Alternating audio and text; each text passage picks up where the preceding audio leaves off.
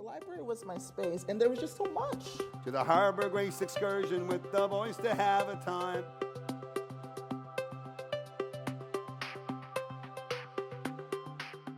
Firstly, it's really, really wonderful to be here. Bita and I take so much joy out of talking about not just our exhibition, but also what we do as a museum.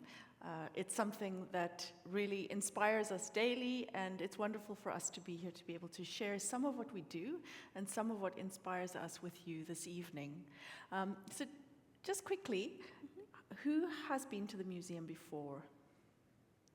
Okay, amazing. Thank you. And for those who haven't, I thought maybe we'll just give a very, very brief summary of what we do and why we exist as a museum, what our kind of mission and vision is really. Perfect. Yes, thank you so much, Marianne. And yes, welcome to this event today, session today. So the museum is actually, like the first thing, is located in Eglinton and Don Mills area. So this is a view of our museum. So many of you might have passed by, see by the white granite, the outing that it has and the light that it shines away towards you. So basically our museum is actually built around the notion of light. It's open to the public in 2014, and well, of course, there were like years goes towards the building of the museum itself. But then the vision of the founder, His Highness Aga Khan, the founder of the museum, was to have this museum around the notion of light. And that's something that you see even in the structure of the museum, the light that you see reflected through the pools in the landscape design of it, and then also the building itself. The building is built, commissioned and built by the Japanese Pritzker Prize winner architect Fumihiko Maki. And the landscape is designed by the Serbian-Lebanese landscape designer Jerovic. But why light? I mean, that's something that we want to also talk to you about today. Actually, I wanted to also show you this one that taken at night scene from the museum that shows also how the reflective pool in the museum works.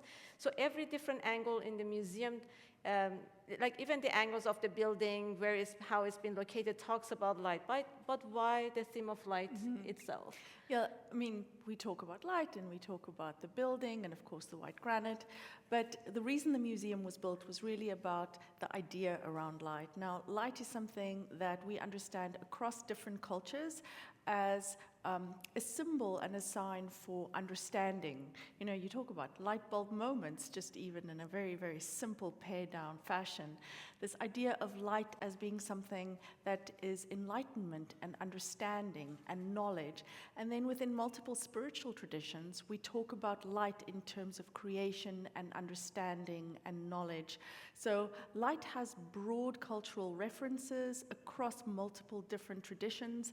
And this is something that for the museum is really important, because when His Highness Aga Khan built the museum in Toronto, he did it because of Canada's commitment to pluralism. And he, as a leader, is incredibly committed to pluralism. So he wanted the museum to be able to talk about pluralism and talk about bridging different cultures through its collection of primarily what we would refer to as Islamic art, but it's probably a really poor name for it. What would you say, Bita? We always have this conversation of what is Islamic art? Yes. Exactly. Just a quick note about when we talk about Islamic art and our collection. So it's a very broad term, but it's a term that is kind of given by a Western scholar when studying the art that kind of comes from a very wide geographical area and a very wide time frame. So basically, when we have a map in our museum, I hope you come and visit again, or for those of you who it's the first time, come and visit us. We have a large map that we start our conversation with, and the objects that in our collection come from Spain all the way to China, and then from the date-wise, we have objects from 9th century all the way to 20th century on our collection, but then now we are also having contemporary artworks all the way to contemporary work that we are having in our collection.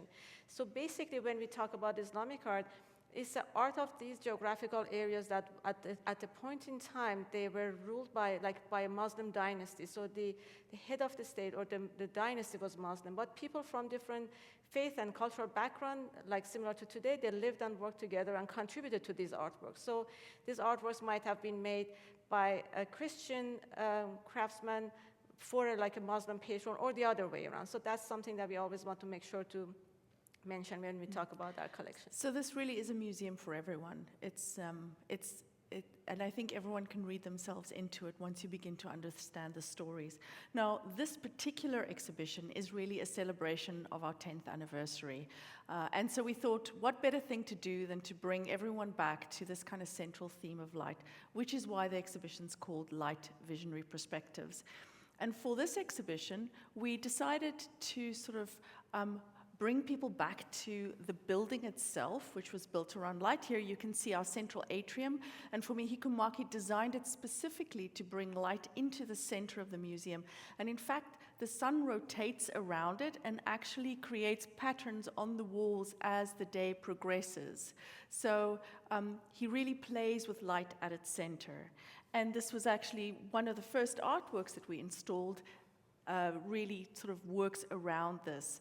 Now, a very brief outline of the artists and the artwork that we've got in this exhibition, because of course we're going to be taking you through the exhibition visually, and we really hope that you'll come and see it in person, because it is experiential.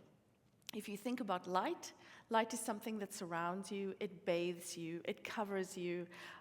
It's not just something that you can talk about. And many of our artists, and they're primarily contemporary artists upstairs, literally use light, or they use light to sort of inform what we see. And so it's about being in a particular place, in a particular time, and experiencing what light does when it hits a surface, or when it reflects off a surface, or when it actually shines out of a surface. So our exhibition looks at all those kind of different modalities, and it starts down here. Exactly, and thank you, Marianne. And when we were thinking about like this exhibition and which artists to select, which artworks to look at, we were also, of course, started with the key messages that we want this exhibition to have. And we wanted to start from a notion that has a deep root in Islamic culture, but is also like goes beyond and is related to other cultures as well. And that's that we not only see with our eyes, but with our hearts and minds too, and how they are related to each other. What we see affects how we feel and how we understand things. So they are like kind of working together. And we call it, going back to one of the poetry by Rumi, the Persian poet Rumi, we call it the light of the heart, the light of the mind, and the light of the eye. And it's something that also Rumi takes away from the previous philosophers, Islamic philosophers, that comes again, and it's a recurrent theme that we see. And the other notion was that we wanted to make sure that another like key message is like how light affects our perception about ourselves and the world around us. Because the way that we see is affected, I mean, we see because of light, but it also affects how we see each other and ourselves and then our surrounding.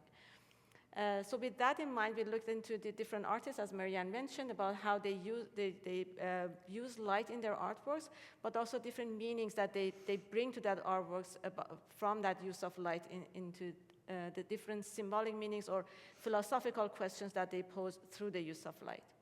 And those patterns that Marianne mentioned, you can see it on the far back on that wall. It's I love it in this picture, actually.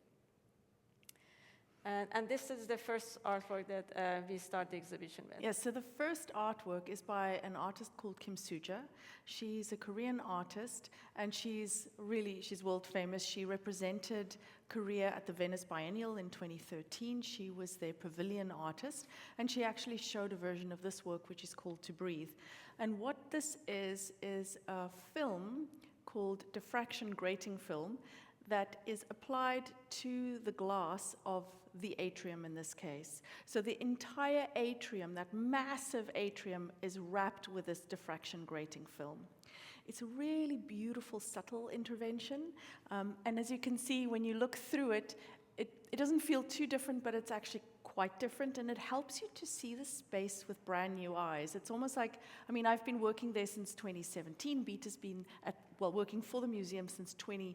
12, so you can do the math on that, given that the museum opened in 2014.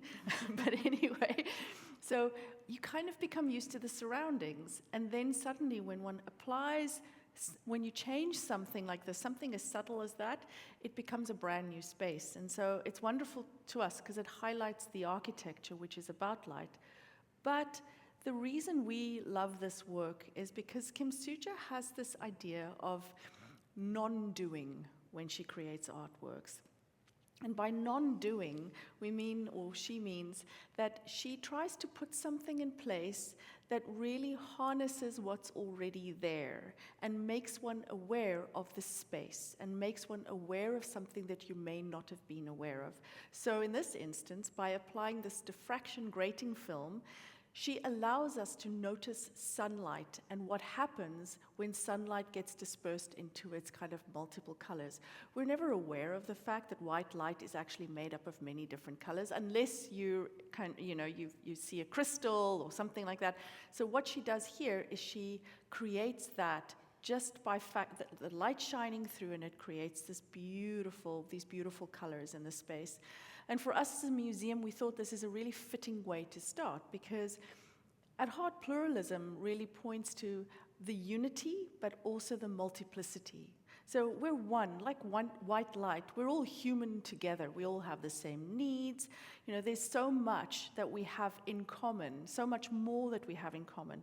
But at the same time, we're all unique, individually and culturally. So it acknowledges the complexity and the color and the difference that exists within this kind of singularity. So we love that as a sort of at the heart of the museum, really just to bring audiences back to that idea. And we love that it's a kind of a museum site-wide celebration for us. So this atrium, if you've been to the museum, this is actually in our space that is free for everybody to come and walk around before they enter even to our permanent gallery or our exhibition space upstairs. So it's a space for everybody that they can come and have a coffee in the surrounding and kind of be immersed in this artwork. And then after seeing this artwork, there is a stairs that takes you to the second floor. That's where we have our temporary exhibitions. And that's another view of the artwork of Kim Soo-ja's work. This is just to whet your appetite. Please come and see it in person. Yes. It looks different every day. Every day, exactly. So come again hour. and again and again, is what I'm saying. The atrium makes the coffee even better. How about that? And inside is like completely different than outside. When you go inside the courtyard or outside, like it's kind of really plays nicely. And we noticed that now that it's winter, it's actually even like plays more interestingly because the angle of light has been different. So it's like a work that every day is a different work. So we really enjoy seeing that. So when you go upstairs, you enter the space that is our temporary exhibition space. The first artwork that we have on display is this work called Letter Noon by Jamili Hassan. So she's one of our Canadian artists. Actually, like we forgot to mention that in this exhibition, we have both Canadian and international artists from different stages of their career. We have very well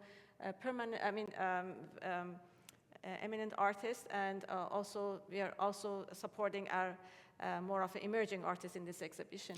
And actually, I want to point out that this might be a little confusing because this is one space here, and that's the artwork that we're looking at over there. Exactly. As I said, because everything is to do with light, we've actually had to build separate spaces to house separate artworks. So each artwork kind of, in effect, has its own space. Some have rooms of their own that they can kind of glow in. Exactly. So maybe I'll go actually on this slide so that we only focus on this artwork. So Jamili Hassan is one of our Canadian artists that born and lived in London, Ontario. So she's from Arab descent, and in several of her artworks, she works with Arabic letters. And for her, that's also something that ties about like how light and knowledge, light and words, they are like might be connected and have that relationship. She, throughout her career, she comes to this, when she works with these Arabic letters, she also thinks about and tries to explore that how these letters might have accumulated meanings over time.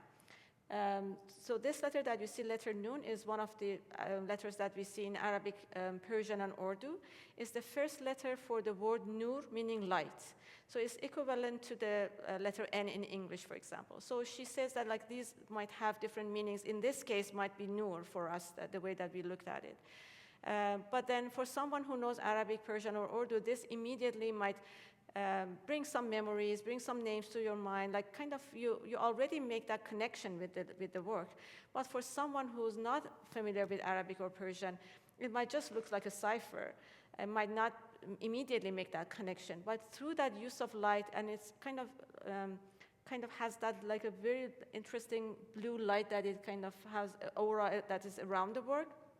It kind of is a signal that kind of invites you in. It's like kind of an invitation that you go and then people kind of gather around the light that is around the artwork, and it's a place for us to share that conversation about the different meanings that we might bring to the artwork, different meaning that this letter might have for us, or nur, or light might have for us. So her work kind of also looks at the connection between the light and knowledge, light and communication, and like the power of word and understanding. And it sort of is right next to another work, and this is a very photogenic work, so please come and take photographs because it is incredible. It's a work that's housed in a room, and it's projections of light that's moving. There you can see it on the left there, or on the, yes, your left. My left-right confusion today is active. And you're invited to actually step into it. And the work is by an Indigenous artist. Her name is Tanis Nielsen, and she worked really closely with an Indigenous elder. And what happened, how this work was started and born and was created was she was working in video and realized that there were kind of really interesting white glitches that just randomly appear on the screen. And so, as many artists do, she became super interested and she started like digging in, like what is that?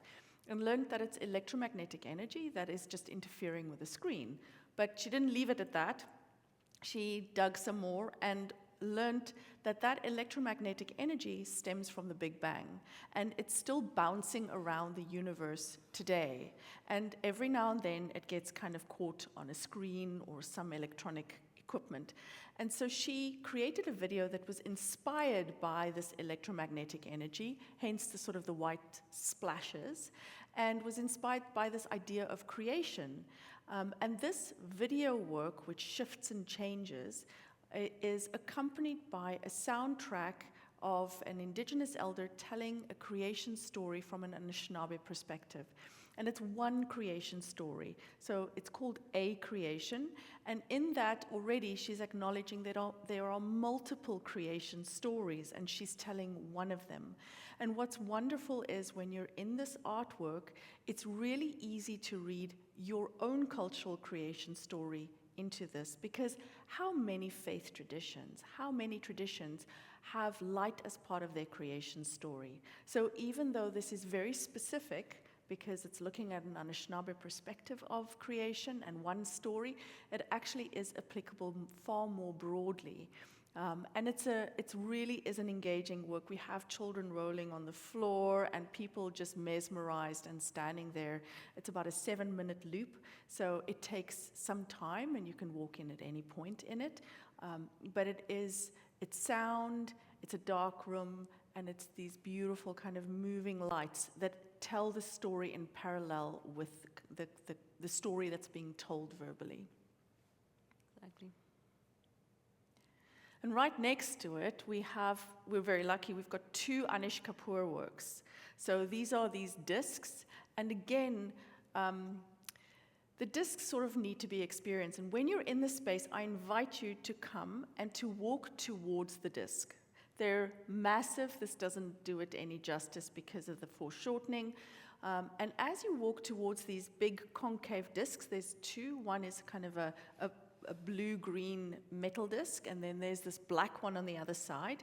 Of course, you're upside down, and then you realize that because of the particular angle of this concave surface, the way light travels is it hits it, and it creates a focal point in front of it, where you then float upside down, almost like you're this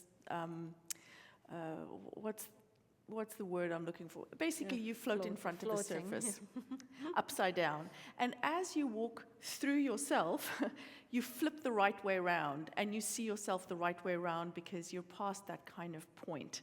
So it's an interesting work because it literally uses light in a way that our lenses would be using light. And it shows how light can distort things, distort what we see, what we think of as reality, how reality is really dependent on so many external factors that we don't always have control over. So this is a really subtle work that looks at how we see and what we see, and how we can have this distorted idea of reality around us simply because of what is there. But come and experience it. It's a little trippy, I have to say. Yeah, it's as you mentioned, it's a disc, but it creates such a wonderful space out of that disc, and it's kind of at moments you feel like it's a vortex, and then you're right side up, but everything is upside down. So it's kind of really plays on our perception. Yeah, Anish Kapoor says it makes him. There's the other one. He says it's a bit like Alice in Wonderland and going through the looking glass. Mm-hmm. And he's not wrong. Exactly. And then that's a view about how there are two of them, so it's a view from one to the other one. So it's kind of they play on each other, play around this space. And you can keep this work in mind because later we'll be looking at another work in our permanent collection which really ties in very nicely with this. Yes. So this is the work by Pakistani-American artist Anila Qayyum Agha. So she's very well shown worldwide, but this is the first time that is her first showing in Canada, and we are very excited for that. Mm-hmm. So her work actually goes back again, start of her concept goes back to the play of light in architecture, because she originally got her inspiration from, there's a structure in Indian architecture or in Pakistan called jali, which are like perforated screens, usually from marble or stone, that let air and light to come in. So for her, those screens kind of works like as if kind of a way to show the opposite forces or opposite elements in nature. Imagine light and shadow, outside, inside, more of like a public setting, more of an intimate setting, or even gender. So she looks at these elements that are kind of seemingly opposing, but kind of brings our attention back through the play of light and shadow to think about it. So we think they're opposite, but like basically shadow created by light. So without light, we don't even have any shadow. Or the other way around, when we see a shadow, it kind of points out to turn back and look at the source of light. So they are opposite, but they work together. So they are kind of a continuation of each other. So in this particular artwork, actually, also another thing that is important for us, and I'll look at that wonderful, actually, tiger, we'll come back to it. So she got inspiration from elements in our collection. So it's a commissioned work that she came and she studied artworks from our collection. These are just examples, and they are from different time period, different geographical area. We have the tiles from Turkey, paintings from India or Iran. So she took these elements and studied them and created this wonderful artwork, which I'm gonna go back to it. So you see, for example, the tiger was from one of the borders. So she says that I'm creating this soothing atmosphere to tell complicated stories or sometimes uncomfortable stories. In this case, she talks about the environment and how we need to make sure that we keep that balance in the environment, make sure that we won't disrupt it. So when you are in the room, your shadow is completely part of the story. You see your shadows on the wall, but then everything is in a hush moment. It's called 1,000 silent moments. So everything is a silent moment, the tiger is silent, everything is peaceful, but if it's disrupted, everything starts moving, and then that's what things might come out of their harmony, become dangerous. For example, that tiger might wake up. But once you're in the moment, you see that how much it's going to affect you, because you are part of that story. Whatever happens, it kind of affects you. And it's a very nice play of like you really get immersed in the artwork with that. And that's a view about like a transition to the next work. So this wonderful work of the moon looks like a work of the moon, but it's actually, there's lots of wonderful layers to it. The artist is Ala Iftikhar. He is an American-Iranian artist, and what he has done is he's collected materials, written materials or printed materials that talk about the moon or the night sky, and they are poetry, it could be novels, it could be scientific works, and they span 1,000 years of history. And then he takes that material, he covers it with a photographic material called cyanotype, which is a light-sensitive material, and then he exposes it to the light of the moon and the night sky through a huge photonegative of the moon that he acquired from the Link Laboratory in California. And so he's exposing these pages about the moon and the night sky to the night sky. And this is a project that was about a year's worth of work. So it's a year's worth of exposing pages to the night sky in order to create this image of the moon. So it literally captures the moonlight. And it's accompanied by a fantastic quote by Omar Khayyam, which says, "Drink wine and look at the moon and think of all the civilizations the moon has seen passing by."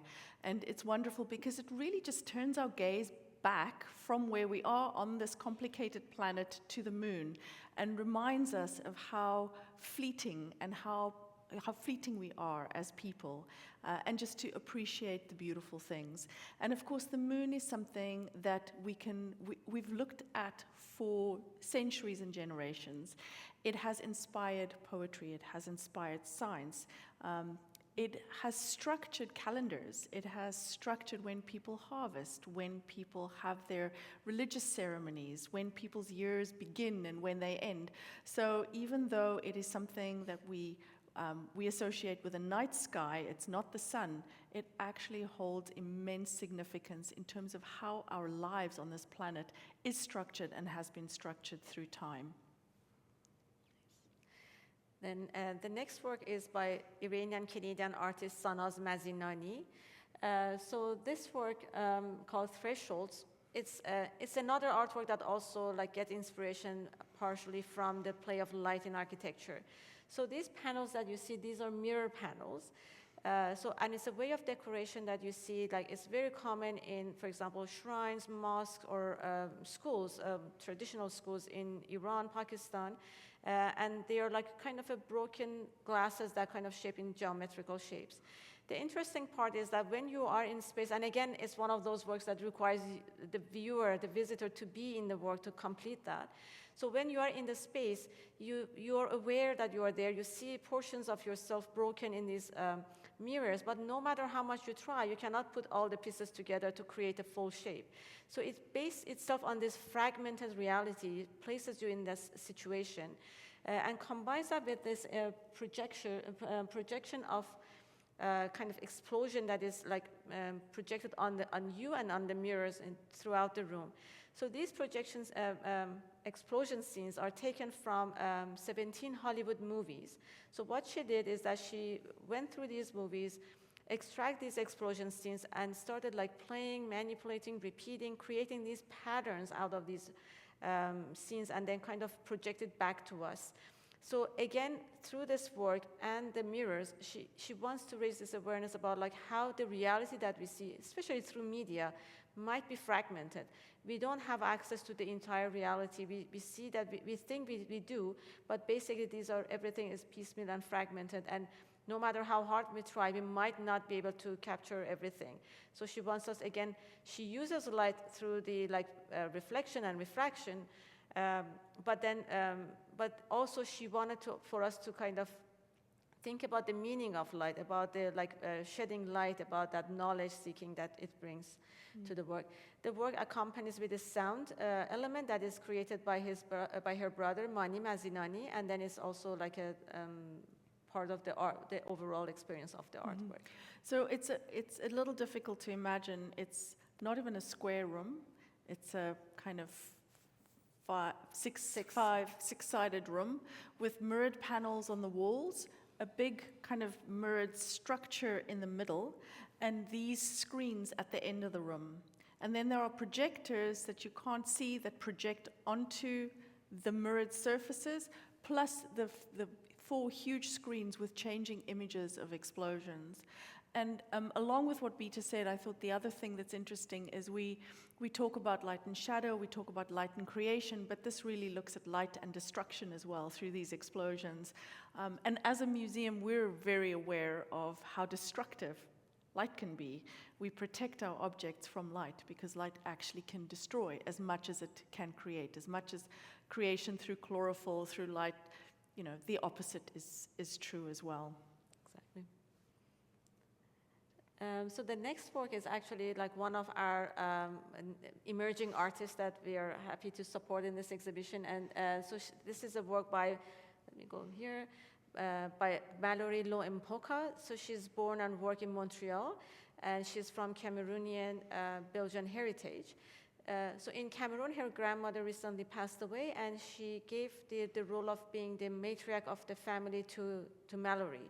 So she looked at her role when she worked through this artwork. So the work itself is looked like a lighthouse. So that for her is also like the lighthouse has that shape that kind of guides people, like protect people. Like for her, as in her role, she feels that that's something that she needs to make sure that take care of the community and passing the knowledge to the community. So when you're in the space, the light spills out on the floor and around you, so you're gonna get immersed in the light that is around the artwork itself. Besides that light within and the lighthouse shape that the work has that connects to the light, we also talk about photography here, because I mean photography is a form of art that only creates because of use of light in it. So that's another way that she captures light in her work. And the images, I don't think I have that much of a well, that's some of them, that's herself actually.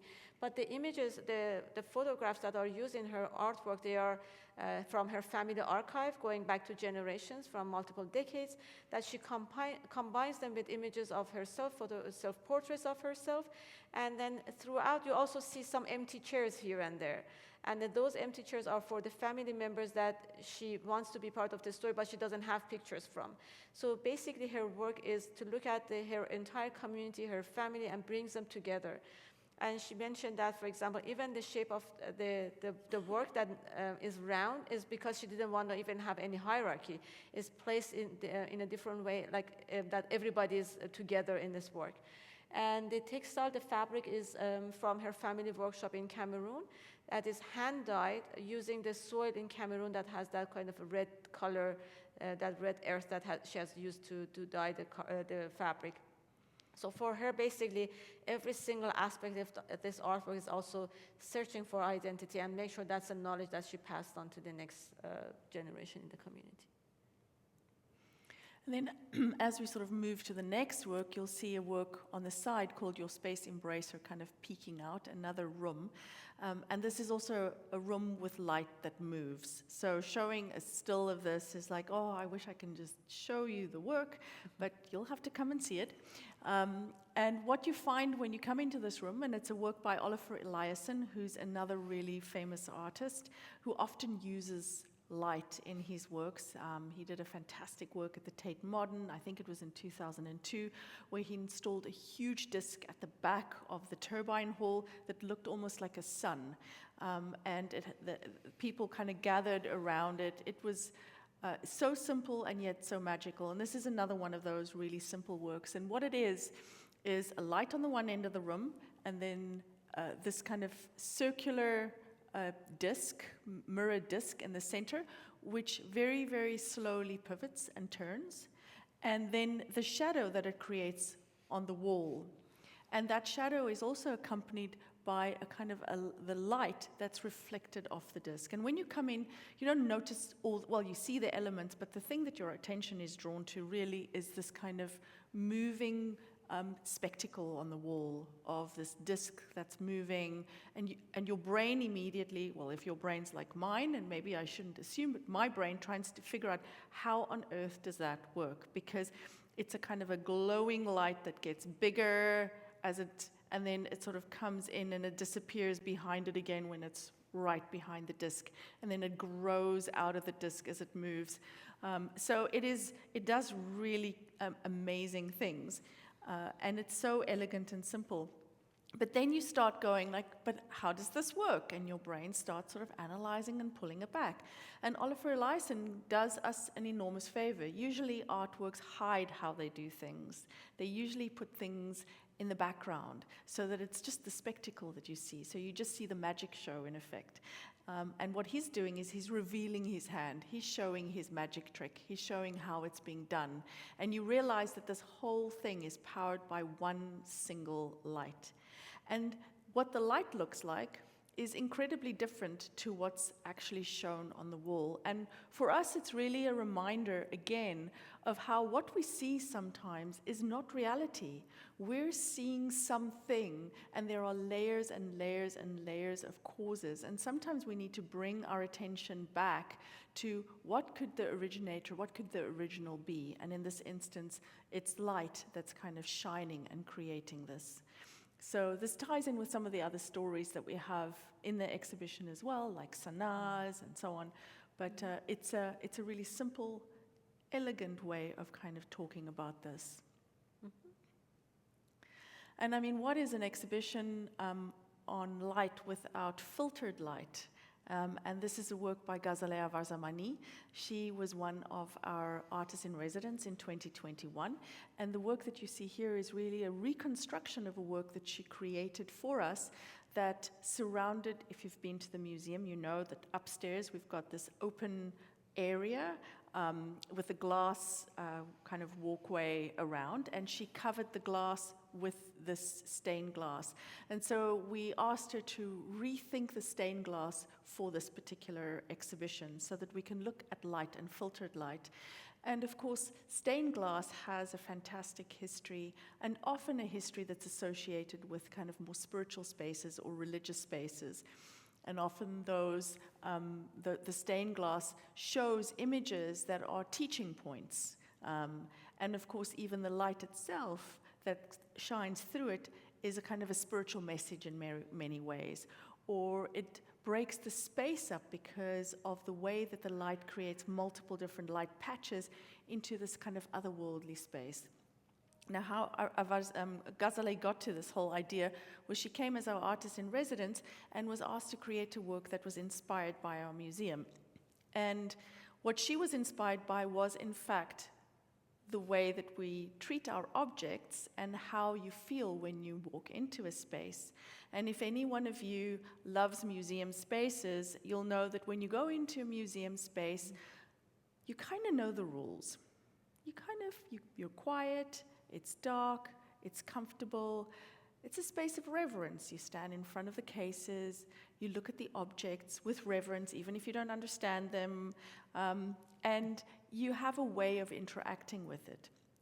And she thought, this really reminds her of spiritual and religious spaces where there are unspoken rules very much, and where people just know they have to be reverent. You'll walk into a religious space, and even if you are not from that religion, you'll know that this is a space where you need to kind of just quieten down and revere the space. And so she started peeling back the onion, and she thought, but why do we do that? What makes us do that? And she realized it's because of the lighting, for example. It's because of the temperature. It's because of the way that the space has been kind of divided up. And then she realized that the reason that the light in a museum is the way it is because we are trying to protect our objects against light. And so it's rather ironic that she creates a work that is light about us protecting objects from light. And one of the things that she's very interested in is this idea of hidden things that control how we function, much like, museum spaces would. And if you think about even the height of a chair, someone designed it and it can have impact on your body. You could have a backache by the end of the day, and someone else is controlling how your body is feeling and how you feel. So she expanded that, and what she did in her artwork, if you look at those patterns, they have very little to do with museums, other than that we have lots of blue and white work, so we like blue, and that certainly comes up. But the patterns are from landscape design templates. So you'll see shrubs in places, maybe small kind of plants seen from above. And if you think about a designed landscape, it does very much what a museum space does. People control how you move through the space, where you're going to sit, where you're going to rest, how you're going to experience something, spaces for leisure, spaces for relaxing under a tree. And so she's sort of created that here. So she's looking at light and how light communicates in invisible ways to us and how that impacts how we act and how we function in spaces and in places. Amazing. And this is our final work. Yes. Upstairs. So Yes. you've been very patient. The last work in the exhibition is this work called Two Corners, because basically literally is panels that cover two corners of like a square-shaped room, and it's by American artist Philip K. Smith III. So he's living and working in Coachella Valley, and then is like inspired and bathed in sunshine and sky and desert. So like he is very much fascinated and inspired by that. So he was at the museum actually to talk about his work, and he was talking about his inspiration and then how for him, like looking at the sky and sunset is a source of inspiration, and how we can also look at to his work similar as looking at the sunset. So it's a work that requires contemplation and like a little bit of a time to see the work, because basically these panels, they're shift in color. So these are like mirror-shaped panels, but they're color choreographed in a way that they are very subtly changing color. And he designed them in a pace that our eye doesn't see the change until it's changed. So we see it in one color, and then we turn and it's changed to another color. And so there's, at some points, they also turn to mirror. You see yourself in the mirror. It kind of opens up spaces for you, creates portals for you, or like open up corridors. So again, talks going back to the idea of perception and how our eye reacts. So it kind of, even in the color that it creates, so it creates colors and spaces that doesn't exist, but our brain kind of creates that, turning back to how our eye function. And he talked about, again, how he inspired, like capturing the beauty of the sky and the desert, using mirror in his work, and how he continued building up on that, continuing to this work.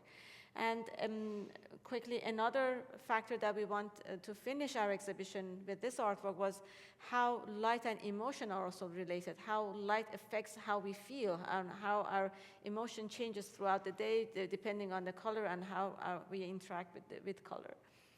And sorry, I just also quickly wanted to show this information. But when we were working on this exhibition, we usually try to also bring our historic artworks also into our exhibition, because they kind of correspond to each other. Our contemporary and historical, they are relevant and they're like, it's amazing how sometimes works of art are 100 years apart, but they are basically saying the same thing, and we love to bring them in conversation. But for this particular exhibition, because the scale of the artworks, the contemporary works, they're very large, they required like large and enclosed spaces. So we decided that maybe it's best for our historic artworks to be shown at a different space. So if you're familiar with our space, or if not, please come and see our exhibition. So when you look downstairs, that's our permanent gallery. So we created like a space in our permanent gallery dedicated to light, through the lens of Islamic art, through the lens of our collection. So here in that section, just quickly, some of the artworks that we have on display. We have one of our Quran manuscripts, that glass lamp and the candlestick. So through these artworks, we talk about light and spirituality and the significance of light in Islamic culture. So these artworks grouped to talk about that theme. Then we have the manuscript that actually Marianne mentioned on your left. This is a loan from McGill. Actually, this is a book called Kitab al-Manazir by Ibn al-Haytham, Book of Optics. So it's, Ibn Haytham was an Iraqi scholar from 10th, 11th century. So he's laid the foundation of optics that we're building up on today. So even the lenses that we are wearing today, the telescopes and everything, so he was the one who laid the foundation, studying how our eye works. Before him, the idea was that we see because light comes out of our eyes, but he was the one who studied the structure of the eye and said that we see because light actually goes to our eye, and that's how help us see. And this is actually a Latin translation from 16th century that also talks about going back to light being that transmission of knowledge, that kind of knowledge seeking. So it also ties nicely to that theme. And on your right, we see objects like an astrolabe and a manuscript that talks about like light and constellation, study of the light in the sky, maybe even navigation, telling time through that use of that objects that we see on the left. That kind of looks like a work as of a smartphones of today that help people to tell time, navigate, and also predict when is the next tide happening, when is the full moon, or when is the when should I harvest? So it was used for these reasons. So this grouping together talks about light and science or light and nature. And we have also one showcase that talks about like before we have light bulbs or before the invention of electricity that we are having today, how artists captured light in their artworks, because light, the significance of light goes back to like forever, so how they would show light in their works. So these artworks are grouped, for example, how materials like gold, rock crystal, or even adding a shiny layer of luster glaze on ceramics might have been ways for artists historically to show and capture light into their artworks. And then before we go, very briefly, we always love to make sure that young at heart and the young have opportunities to explore.